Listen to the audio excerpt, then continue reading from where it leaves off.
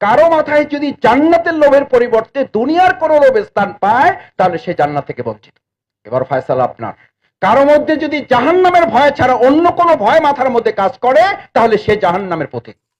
এবার ফয়সালা আপনার। কিসের শিক্ষা শিবির লাগবে? ফাআম্মাল ইনসানু ইযা মাবতালাহু রাব্বুহু ফাআকরামাহু ওয়া না'আমা। আল্লাহ তাআলা দেখতে চাচ্ছেন আপনাকে পরীক্ষা করে যে 250 লোকের নাম আসছে, আপনার নামটাই শুধু বাদ পড়ছে, আপনি এই সময় সবর করতে পারেন কিনা। ওটা শুকরিয়ার পরীক্ষা আর একটা সবরের পরীক্ষা। আগে আল্লাহর কাছে মাপ চাইতাম যে আল্লাহ ত্রুটি দুর্বলতা দেওয়া হয়েছে আপনি ক্ষমা করে দেন। এখন ত্রুটি দুর্বলতা লাগে মাপ চাই, আল্লাহ মানুষের বরদোয়া থেকে যেন আমরা হেফাজত হইতে পারি। দোয়া পাওয়া তো পরে, বরদোয়া থেকে আপনি হেফাজত করেন। যে যা কষ্ট পেয়েছে আপনি তার অন্তর থেকে কষ্টটা দূর করে দেন। এটা বলছি এই জন্য নয়, সামগ্রিক ভাবে আল্লাহর বান্দা হিসাব আমাদের প্রতি আল্লাহর সামর্থ্যের যে শুকরিয়া আদায়, এটা ক্রমান্বয়ে অস্থিরতা বেড়ে যাচ্ছে। আমাদের স্টান ছিল দুটো, হয় সবর করব নাহলে শুকরিয়া আদায় করবো। পেয়েছেন শুকরিয়া আদায় করবেন, পান নাই সবর করবেন। আল্লাহ রাসূল সাল্লাল্লাহু আলাইহি ওয়াসাল্লাম ইমানের স্ট্যান্ডার্ড বলেছেন।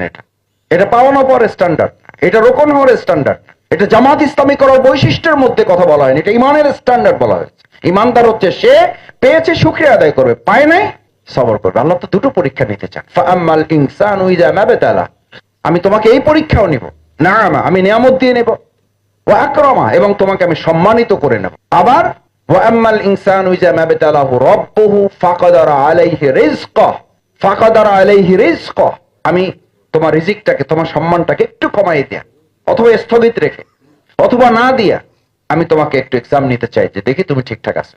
সম্মানিত ভাইয়েরা, তাহলে আমাদের দুনিয়ার জীবন সম্পর্কে ধারণার 4টা অর্থ আমরা পেয়েছি। কারণ একজন বান্দাকে আল্লাহর দিনের পথে আপনি শামিল করেছেন, কোন একটা জায়গা থেকে মজবুত করেছেন, আল্লাহ তখন জান্নাতের সমস্ত বাসিন্দাদেরকে একত্রিত করেন এবং গোটা আসমানওয়ালাদের অর্থাৎ ফেরেশতাদের একত্রিত করে এত খুশি হয়ে যান আল্লাহ তাআলা, সমস্ত আসমানওয়ালাদেরকে এক জায়গায় করে বলেন যে আমি ওই বান্দার প্রতি খুশি, গোটা বান্দা পৃথিবী আসমানওয়ালা তোমরা তার প্রতি খুশি হয়ে যাও।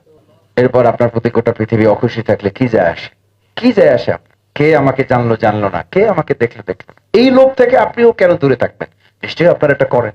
আমার প্রত্যেকটা পদক্ষেপের কদম, প্রত্যেকটা চোখের চাউনি, আমার কথার প্রত্যেকটা শব্দের মাঝেও একটা মিশন এবং মিশন সেট করা থাকবে। না হলে আমি মাঝে মধ্যে বলি 90 মিনিট খেলার পরে যদি খেলোয়াড়কে জিজ্ঞেস করেন গোল কয়টা হয়েছে, বলছে গোল নিয়ে আমার চিন্তা নাই, আমার চিন্তা হলে খেলা ভালো হয়েছে কিনা। বলে শুধু গোল হয়েছে না হয়েছে ব্যাপার ওরকম না, আমি এত ভালো খেলার লোক যে গোল ডান দিকে না বাম দিকে, সামনে না পিছনে, ওই গোল পোস্ট দেখার আমার সময়। মানে আপনি বলেন এই ভালো খেলা এবং এই ভালো খেলোয়াড়ের পক্ষে না বিপক্ষে? আপনি আরে বিপক্ষে কেন? তো খেলোয়াড়ের তালিকা থেকে এর নাম বাদ যাক। বরং আমরা কিসের পক্ষে? আমরা কি বলি যে খেলা যাই হয় হোক, গোল কয়টা দরকার? 2টা হইলে হবে। খেলা যা খেলেন কোনো অসুবিধা নেই, 2 খান গোলের হবে। দেখেন ঠিক একইভাবে আপনার প্রফেশনাল ডিপার্টমেন্টেও আপনি কিন্তু তাই চিন্তা করেন যে ভাই কাজ যদি পাইতে চান তাহলে প্রমোশন ঠিকঠাক মতো দিবেন, কাজ যদি পাইতে চান তাহলে স্যালারি ঠিকঠাক মতো আমাদেরকে দিবেন, কাজ যদি পাইতে চান জব এনভায়রনমেন্ট আমাদেরকে দিবেন, কাজ যদি পাইতে চান জব স্যাটিসফ্যাকশন আমাদেরকে দিবেন, কাজ যদি পাইতে চান তাহলে জব স্ট্যাটাস আমাদেরকে দিবেন। এত কিছু আপনি যে লোকটা বলেন, তাহলে সেই মানুষটাই কেন আপনি জান্নাত যদি পাইতে চান তাহলে আমাকেও আমার একটা মিশন এবং ভিশন ঠিক করতে হবে, এইটা আমার মাথায় কেন কাজ করে না? যদি কাজ না করে তাহলে আমি আপনাকে বলছি, আমি আমাকে বলছি, আল্লাহ রাসূল সাল্লাল্লাহু আলাইহি ওয়াসাল্লাম বলছেন কারো মাথায় যদি জান্নাতের লোভের পরিবর্তে দুনিয়ার কোনো লোভ স্থান পায় তাহলে সে জান্নাত থেকে বঞ্চিত। এবার ফয়সালা আপনার। কারো মধ্যে যদি জাহান্নামের ভয় ছাড়া অন্য কোনো ভয় মাথার মধ্যে কাজ করে তাহলে সে জাহান্নামের পথিক। এবার ফয়সালা আপনার। সকাল থেকে সন্ধ্যা, সন্ধ্যা থেকে সকাল পর্যন্ত আমার মাইন্ড সেট আপটা জান্নাতের লোভ আর জাহান্নামের ভয়, নাকি দুনিয়ার লোভ এবং গোটা দুনিয়ার মানুষের ভয়ে কাজ করে? যদি তাই হয় তাহলে জান্নাত থেকে আমি বঞ্চিত, আমি জাহান্নামের পথের পথিক। জান্নাতের পথের পথিক কিনা জাহান্নামের পথের পথিক কিনা এটা তো আমাকে আল্লাহ রাসূল সাল্লাল্লাহু আলাইহি ওয়াসাল্লাম কথায় উল্লেখ করেছে। দুনিয়ার জগৎটা আমাদের আসল জগৎ নয়, প্রকৃতপক্ষে পরকালই হচ্ছে আমাদের মূল ঠিকানা।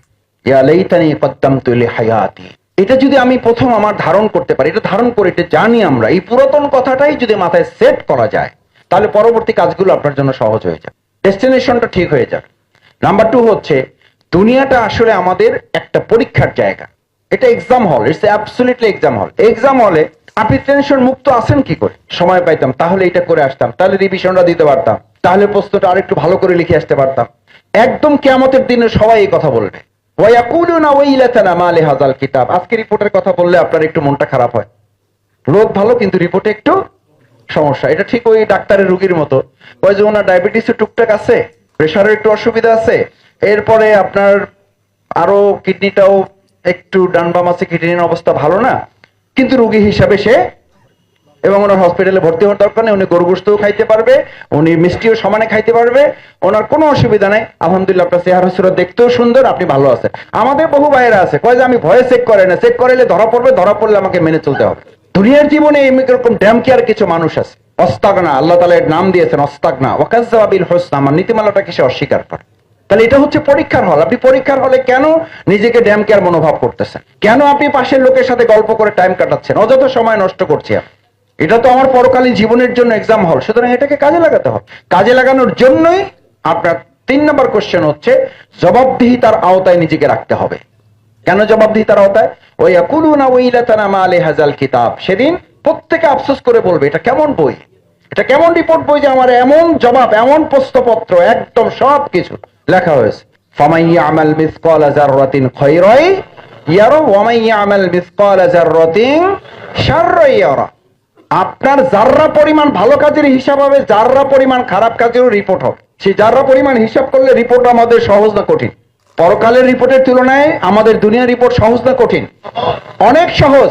মালি হাজাল কিতাব, এটা কেমন বই? লা ইউগাদির সগীরাতান ওয়ালা কাবীরাতান ইল্লা আহসা, আমার ছোট কাজও আছে, বড় কাজও এর মধ্যে আছে। আল্লাহ তাআলা তখন বলবেন, জবাব দিবেন, ওয়া ইন্না আলাইকুম লাহাফিজিন কিরামান। আরে ভাই, তোমাদের তো আগেই বলে দিয়েছিলাম।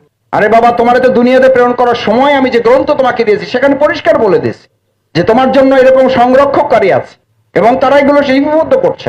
তার উপরে ভিত্তি করে তোমার জান্নাত এবং জাহান্নাম নির্ধারিত হয়। তাহলে আমার কেনই পেরেশানি, কেনই জবাবদিহির আওতায় আমি আসতে চাই না?